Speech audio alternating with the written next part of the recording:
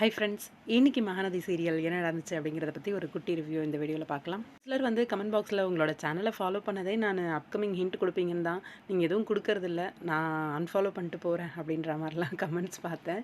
ஆக்சுவலாக அதுக்காக என் சேனலை ஃபாலோ பண்ணுறீங்க அப்படின்னா தயவு செஞ்சு அன்ஃபாலோ பண்ணிவிட்டு போயிடுங்க.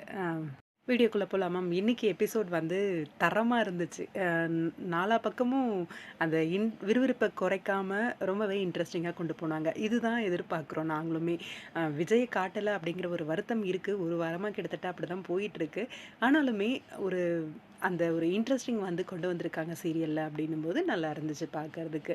இன்னைக்கு எபிசோடில் நம்மளோட காவேரி போலீஸ் வராங்க. போலீஸ்கிட்ட நல்லா லெஃப்ட் அண்ட் ரைட் வாங்குறாங்க. ஆனால் போலீஸுமே வந்து பசுபதியோட ஆள் மாதிரி தான் இருக்குது. ஏன்னா அவங்க இன்னும் க்யூர் ஆகலை, பேச முடியாது, அவங்கள வந்து கோர்ட்டுக்கு கூட்டு போகல அப்படிங்கிற மாதிரி அவங்களோட வியூ வந்து சொல்கிறாங்க. காவேரிக்கு டவுட் வந்துருச்சு.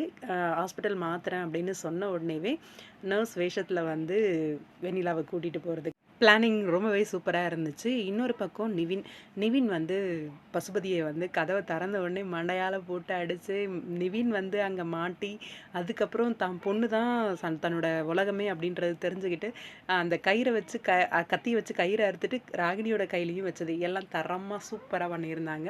ரொம்பவே விறுவிறுப்பாகவும் இருந்துச்சு. இப்போ வண்டி எடு அப்படின்னு சொல்லி பசுபதியை வந்து அவங்க பொண்ணை வச்சே மிரட்டி வண்டி எடுக்க. ஆனால் பயங்கரமான ஒரு அப்பாங்க. பொண்ணுக்காக என்ன வேணால் செய்யக்கூடிய ஒரு அப்பா.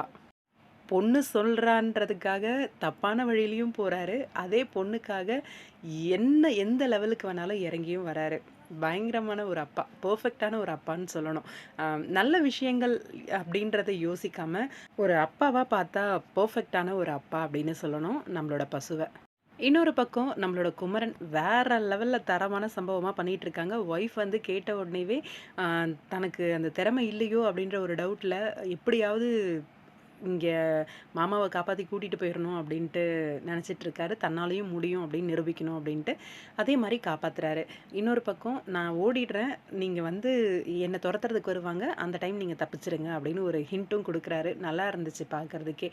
இந்த சைடு அம்மாவுக்கு டவுட் வருது, எங்கே காலையிலேருந்து காவேரியை காணும் அப்படின்னு சொல்லி. அதுக்கும் இங்கே கங்கா வந்து பயங்கரமாக சமாளிக்கிறாங்க. நல்லா சமாளித்தாங்க. ஆனால் அம்மாவுக்கு டவுட் இருக்குது, ஏதோ பண்ணிகிட்டு இருக்கா ஆனால் என்கிட்ட மறைக்கிறீங்க அப்படின்ட்டு. எல்லாம் உனக்காக தாம்மா, அப்பளத்துக்காக தான் அப்படின்னு ஒரு இதுவை சொல்லி கதையை சொல்லி முடிச்சு விடுறாங்க. நாளைக்கு எபிசோடில் நம்மளோட காவேரி காஸ்டியூம்லாம் சேஞ்ச் பண்ணிவிட்டு வெண்ணிலாவை வந்து ஆட்டோவில் வச்சு கூட்டிகிட்டு போகிறாங்க.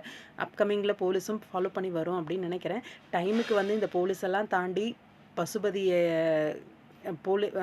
கோர்ட்டுக்கு கூட்டிகிட்டு வரணும். அதே மாதிரி வெண்ணிலா கோர்ட்டுக்கு வரணும். இந்த பக்கம் மாமா கோர்ட்டுக்கு வரணும். அங்கே வந்து கோர்ட்டுக்கு விஜய் வந்தாச்சு. கூண்டுலேயும் ஏறி நின்றுட்டாரு. என்ன நடக்க போகுதுன்னு தெரியலை. இந்த சீட்டில் நுனி சீட்டில் உட்காந்து மூவி பார்க்குறதுன்னு வாங்களே, அந்த மாதிரி ஒரு நிலமையில தான் இருந்துகிட்ருக்கோம். பார்க்கலாம் என்ன நடக்குதுன்ட்டு. உங்களோட கருத்துக்கள் என்ன அப்படின்னு கமெண்ட் பாக்ஸில் சொல்லுங்கள்.